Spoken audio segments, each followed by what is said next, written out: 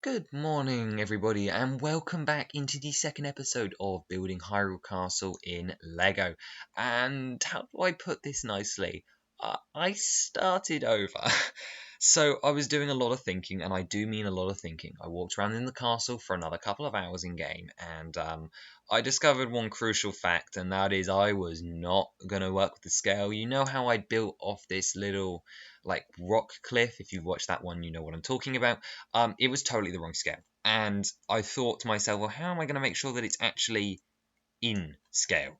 Which is a really, really big dilemma for a build like this, is I've got to be sure I'm doing it in the right scale, around certain details won't fit, and it will all clump together, and I'll get a 75 ready through the build, and it won't fit. So I thought, what better way to start than by establishing my scale with something that can't be warped by the build in the future.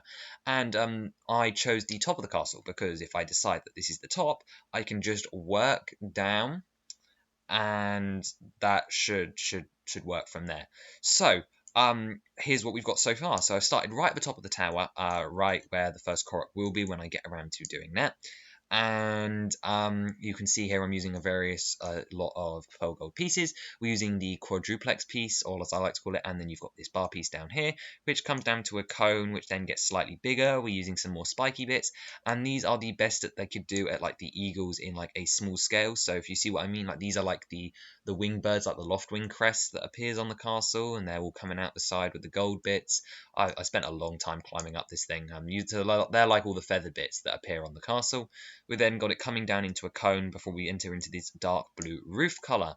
And this dark blue roof color was actually kind of tricky to get the shape I wanted, because obviously it's like a hexagon, and hexagons and Lego are a no-no.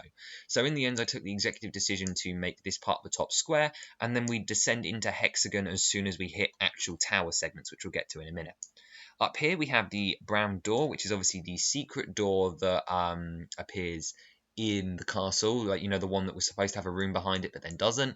And we've also got these crenellation spikes that signal the change to hexagonal form, and you can actually see that they're boop boop boop boop boop, all in a hexagon, nice and simple. And then I actually use an octagonal plate just beneath them to sort of give me some stuff to work off, but I trust me, it is still a hexagon, at least for this first part.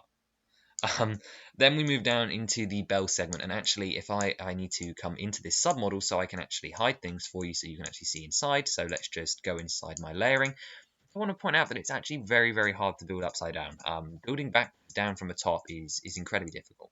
But if I take a look in here, you can see a couple of the iconic details from the top of the castle, namely the little bell and the bit which you pop to make the Korok appear, which is just hidden up here, which I'm not going to be able to show you. I'm using bars and cones similar to the Tower of Orthanc to represent like the glass windows instead of using glass pieces. So they're supposed to represent like the broken glass windows that you find at the top. Obviously, they're pre-calamity, so they're all complete. And we also have this little hole in the middle. This is one of the details I knew I wanted to get, which was to replicate the like well, like the little hole you can almost climb up to get up to a tower. You can see if I return to the upper model, there's this like black hole that goes down to the next level in there, and that's actually like part of the real castle. And that's pretty much it for that level. It's pretty simple.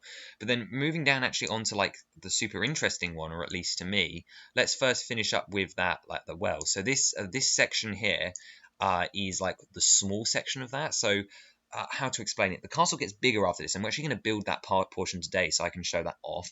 But you start off at like the top of the sanctum tube, and then it gets smaller, and then it becomes enclosed, and there's actually no room in this section. So I was actually able to use some snot techniques to get this built. If I go inside it, you can see how that part works. So let's go inside there now. And let's keep going in. Let's drag this section away. So they're built in two side segments. So coming over here, you can see how they're connected.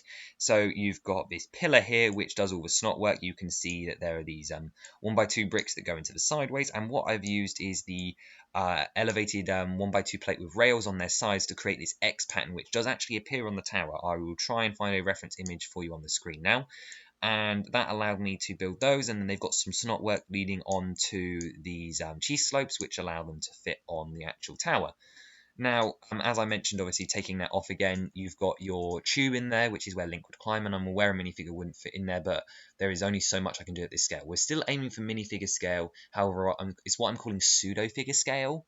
So it looks like minifigure scale from the outside, but there are going to have to be compromises on the inside. So it's not going to be as spacious as the real castle. That's more just down to realism. If it was minifigure scale, we're talking it wouldn't fit in a house. So this at this rate should at least fill a room. We also have the Unikitty tails in grey, which have appeared in many sets, such as the Detective's Office, to create some crenellations. And I've got to be really careful about what pieces I choose to use up here, because if they're really rare pieces, then I'm not going to be able to actually buy them in real life. But without any further ado, I think that pretty much covers it for this top tower segment. I am going to go back into game, and I'm going to sketch out the bottom bit, and I'm going to try and build it over here, and fingers crossed it doesn't melt my mind too much.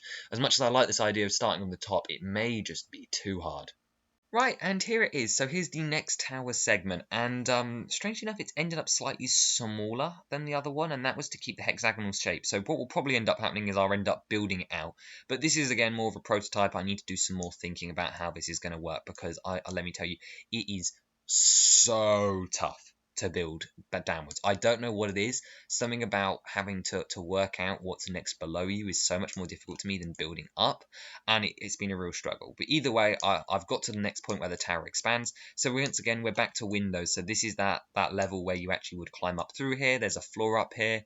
Don't believe there's a corridor, but there is a chest with some ancient arrows, if I remember correctly. It's been a long time since I've actually played a fresh file in Hyrule Castle.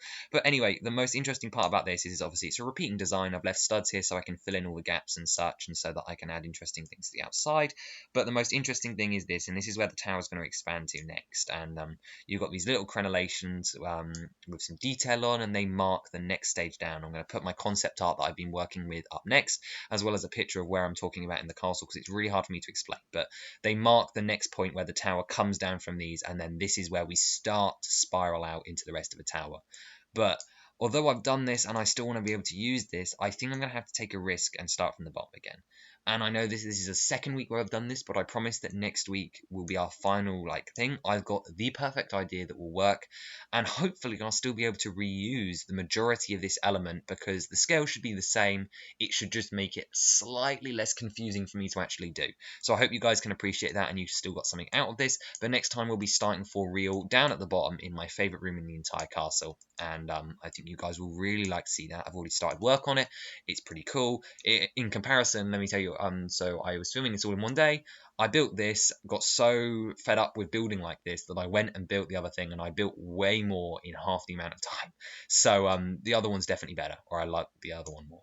So I think you guys will like that. Hopefully we can add some black columns here. But either way, let me know what you thought of the top of Hyrule Castle. We'll keep building, and we're going to be building much more consistently from now on.